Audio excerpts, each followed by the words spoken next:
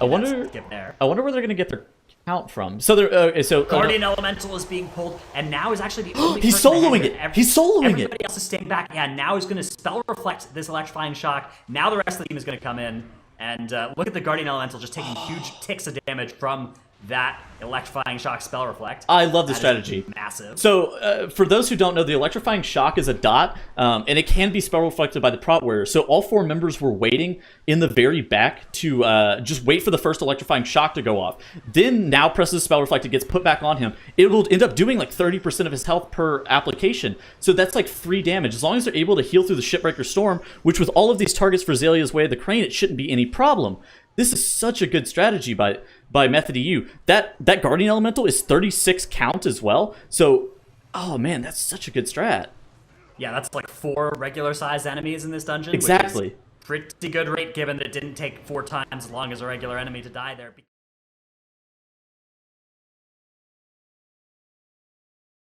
So now is actually going to be firing the cannon on the side of Method U. He's going to wait for all of his friends to get over to the other side. Then he's going to Lightfoot all the way across and make his way towards that demolishing tentacle, while the rest of his group mates are just burning down that gripping. That's the way that they save so much damage in order to be able to kill the gripping in 1 round before they need to even kill that demolishing, is just by now firing the cannon. Yeah, because that Demolishing Terror isn't going to start casting that Hull Cracker until it's done its first slam, so there's a little bit of wiggle room for them to have, to get over there a little bit later, and that's going to mean that they can kill this Gripping Terror, and once they fire this cannon, that will be the end of this dungeon.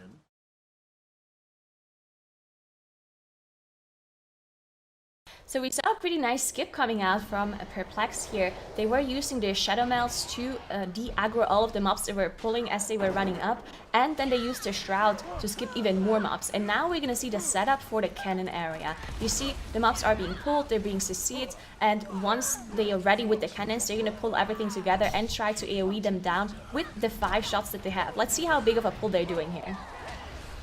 Yeah, I'm actually really interested to see this as well. I mean, this is one of the parts of the dungeon that we saw a lot of teams fail at, especially after that change to the cannons only having 5 shots last season. It requires a lot of stacking up by the tanker. You can see Divine standing right inside that doorway to make sure he gets stuff as stacked up as possible. We'll probably also see the Ring of Peace come out from Zmok as well at the last second just to make sure things are stacked.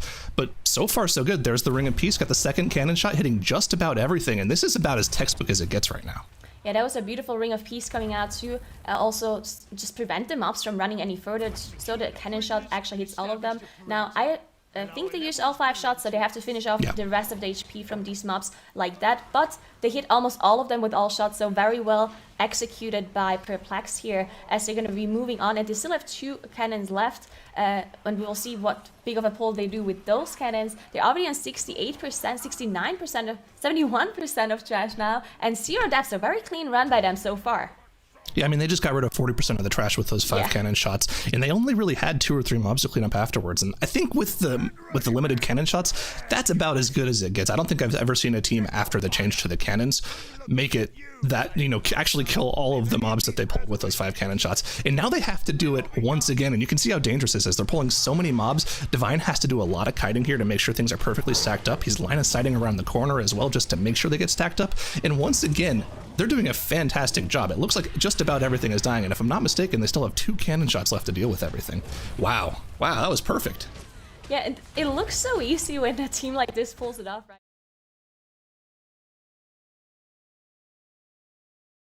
This is going to be super interesting. We see Palooka already fighting the boss. They did a little bit of a smaller pull compared to Perplex here, as they only had a 13% trash, while Perplex has 22%. And Palooka also committed their Bloodlust to this very first pull, while Perplex is holding theirs. I'm not gonna... Oh, okay, so they're actually using the Bloodlust here for the boss. Interesting.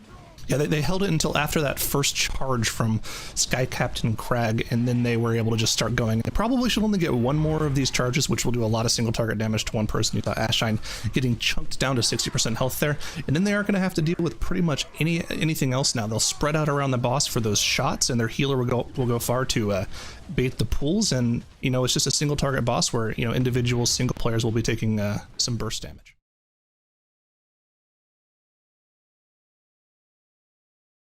not really sure. Either way, Rixa going down for both of the teams now. As we mentioned before, the boys are 98% trash, so they don't have to deal with much else at all. They went into the realm here as they clicked the portal, meaning they don't have to use any shrouds or anything like that. We see Naladra not actually being in the realm. Naladra will be the one who stealths through to the obelisk and then probably click on it, or they just play with the last boss. We will see what they do here as they're already in the last boss's area, and we see the markers going down to call out the safe spots.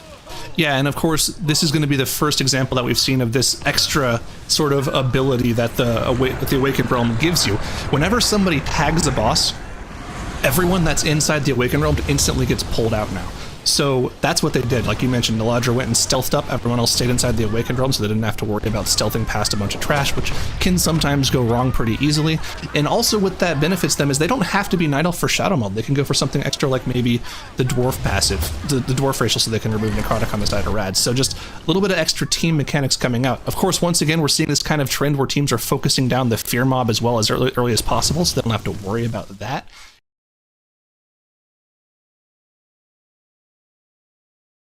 Now, sometimes we see teams use battle rests when someone dies almost immediately just to not lose any time, even though they could finish the pull off with one less CPS or without a healer and then use the rest afterwards. But obviously it's just faster overall to use your battle rests. But Perplex choosing not to do so, just finishing off the pull without swag shot and then getting the normal rest out. Now they're engaged the next boss, and we see a very known strategy from the MDI, which actually originated from one of the Chinese teams, as far as I'm aware. They've shown this strat for the very first time, where you just stand on the side, jump up, and the tank just tanks the boss's close, because you don't actually get hit by the tornadoes if you stand there. Yeah, that's a really important distinction. Of course, some of the tornadoes are impossible to not spawn. Whenever you interrupt that slicing blast, whenever Gale Caller phase in her rune, she'll spawn one of the tornadoes, and of course you can't get hit by the tornadoes on this rock up here. So this is just, it makes the fight a lot easier in general. Now, it is quaking, so they do have to spread out in that limited space every 20 seconds or so, but it looks like they've got it down pat, and they're able to just efficiently cleave down both bosses while not having to worry about the positioning too much. Yeah, so this is actually, some teams chose not to do this strategy because it is so dangerous for the tank. The tank has so many things to do at the same time here. Not only do you need to dodge all of the tornadoes as the tank, but you also can't really walk away from the edge, because if you as a tank walk away, the mobs will follow you, and the melee can't DPS anymore, especially the DK. So the tank having a difficult job, making sure he stands close, dodges all the tornadoes, walks out of the zone that removes the debuffs as well. So Divine Field doing a really good job hiding the bosses around properly. Yep, and I mean, with them being evenly cleaved down, it looks like they're going to get this boss down incredibly quickly here. I mean, he has a pretty decent split for this section of the dungeon here, getting all that extra trash down and going through that indoor gauntlet where the mini bosses are. I think that's about as textbook as it gets for this without using an Awakened Obelisk to go through all of that.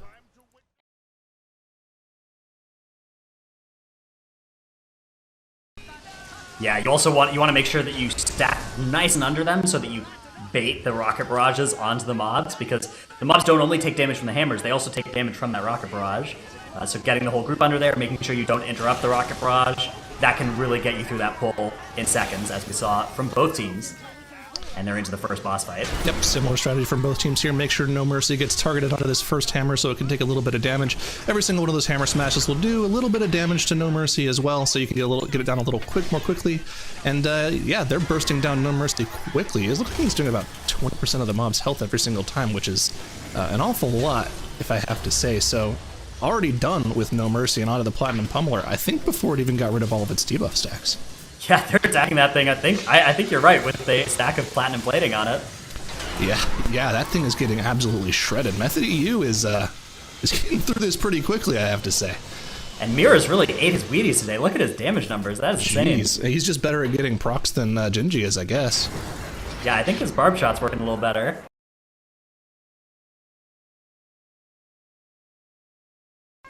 Now, I'm curious, because I'm not exactly sure how this mechanic works, but I know that if you get targeted with that leap ability by Cujo, if you vanish when he's jumping at you, he stops jumping to everyone else. I wonder if you can use feign death for that same mechanic. Do you know if that's possible? It is indeed possible. Okay, That is good. a play that works. Yeah, that invisibility from a mage, all of those sorts of things. I think even Shadow Meld is something that will do that. So a lot of options here to stop Cujo from jumping around, which is nice because it does a moderate amount of damage here, even on Fortified when it hits. That it's better to have it not jump, and it also makes it easier to do DPS effectively because the thing isn't just moving all over the place.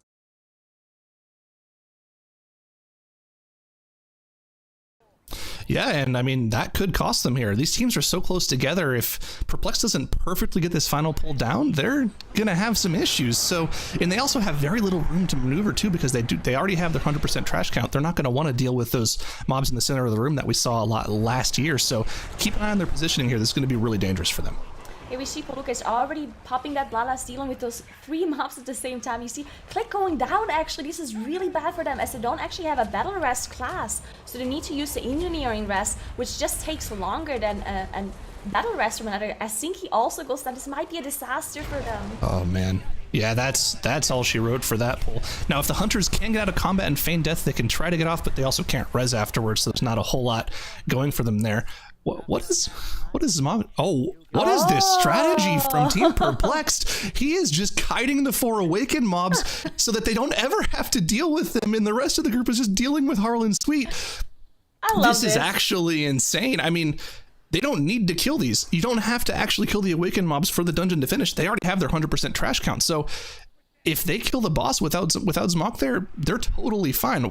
What an interesting strategy from them. This is actually insane. This is an awesome idea because, I mean, this boss does do a decent amount of AoE damage whenever he casts his barrage, as you just saw. But Death Knight can deal with it really easily. They have so much self-healing. And Rogues, of course, we know they don't have to deal with any damage income at all. They have so many self-defensives. And Hunters as well. They have a lot of self-healing. Now, as long as Divine Field doesn't die, and as you can see, Divine Field is just tanking quite a lot here to be able to not get too much incoming damage. This is such an interesting strategy.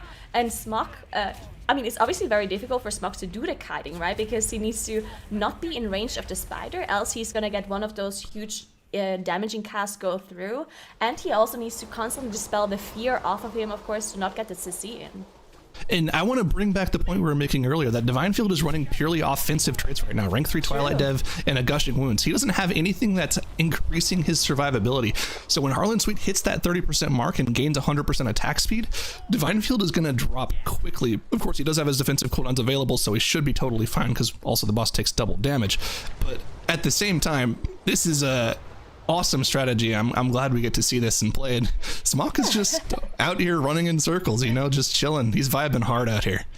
I love this strategy. One more thing to mention, of course, is also that the Tank Blaster does not actually cast the Spirit Breaker, I believe it's called, if you're not in range, right? So it will just follow you around, as we see it happening right here. And the spider as well, it will start casting on you once you're in range, but if you walk out of range while it's casting, it will not actually finish the cast. So this is a perfectly viable strategy. The only thing that will be dangerous is dealing with the explosives that they spawn, but he's doing such a good job. This is crazy.